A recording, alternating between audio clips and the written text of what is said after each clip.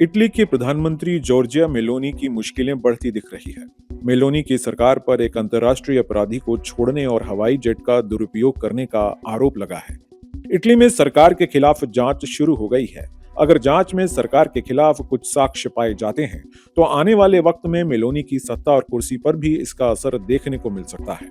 Politico की report के मुताबिक जनवरी 2025 में लीबिया के मशहूर अपराधी ओसामा अल मसरी नजीम को इतावली अधिकारियों ने गिरफ्तार किया था, जिसे कुछ दिन जेल में रखने के बाद छोड़ दिया गया। इटली की सरकार पर आरोप है कि उसने एक कुख्यात अपराधी को, जिसके खिलाफ अंतर्राष्ट्रीय न्यायालय में वारंट जारी हुआ है, उसे बिना नियम पालन किए छोड़ दिया। नजीम पर सामूहिक हत्या और रेप के आरोप हैं। नजीम पर जेल ब्रेक करने का भी आरोप है। रिपोर्ट के मुताबिक न्याय मंत्री कार्लो नोडियो और आंतरिक मंत्री मेटेओ पियाटेडोसी ने हस्तक्षेप कर 48 घंटे के भीतर ही आरोपी नजीम को इटली से बाहर कर दिया। दोनों पर सरकारी जेट के गलत इस्तेमाल का भी आरोप है। कहा जा रहा है कि दोनों नेताओं ने विशेष रुचि लेकर आरोपी नजीम को इटली से बाहर भेजा। एक तरफ जहां इस मामले की जांच स्थानीय न्यायाधीश कर रही है, वहीं अब आईसीसी ने भी इटली की सरकार पर सख्त रुख अपनाया है। इंटरनेशनल कोर्ट का कहना है कि आरोपी को हेग भेजने की बजाय इटली से बाहर क्यों भेजा गया।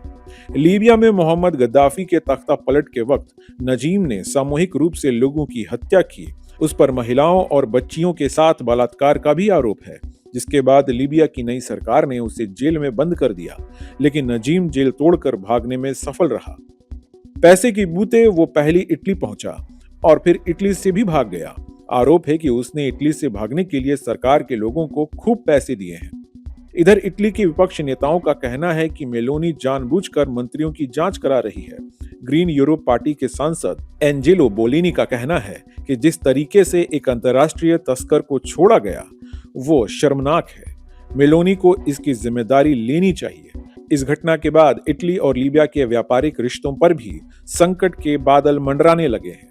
2023 में इटली ने लीबिया के साथ 6,944 करोड़ रुपए के गैस समझौते किए थे। इटली के प्रधानमंत्री जॉर्जिया मेलोनी की मुश्किलें बढ़ती दिख रही है। मेलोनी की सरकार पर एक अंतर्राष्ट्रीय अपराधी को छोड़ने और हवाई जेट का दुरुपयोग करने का आरोप लगा है। इटली में सरकार के खिलाफ जांच शुरू हो गई है। अगर जांच में सरकार के खिलाफ कुछ साक्ष्य पाए जाते हैं, तो आने वाले वक्त में मेलोनी की सत्ता और कुर्सी पर भी इसका असर देखने को मिल सकता है। पॉलिटिको की रिपोर्ट के मुताबिक जनवरी 2025 में लीबिया के मशहूर अपराधी ओसामा अल मसरी नजीम को इतावली अधिकारियों ने गिरफ्तार किया था, जिसे कुछ दिन जेल में रखने के बाद छोड़ दिया गया।